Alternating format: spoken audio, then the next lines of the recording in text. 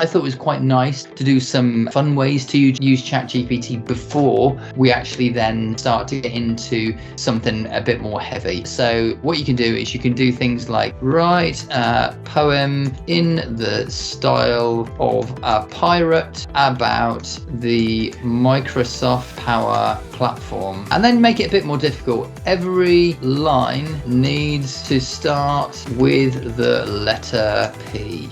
Let's see if it can do that. Pirates me be on digital seas, Power Platform our bounty I with great ease, and so on and so on and so on. Now, remember we're talking about ChatGPT and we're looking about GPT-4. I believe that if you ask the same question of the default, which is 3.5, you wouldn't get quite so robust an answer. So it didn't understand that every line needs to start with the letter P, as you can see. But the other thing you can see is it actually runs it a lot quicker, and that is feature of this particular thing, that the GPT-4 takes a bit longer to do the things it does, but my goodness, it is pretty amazing when it gets going on it.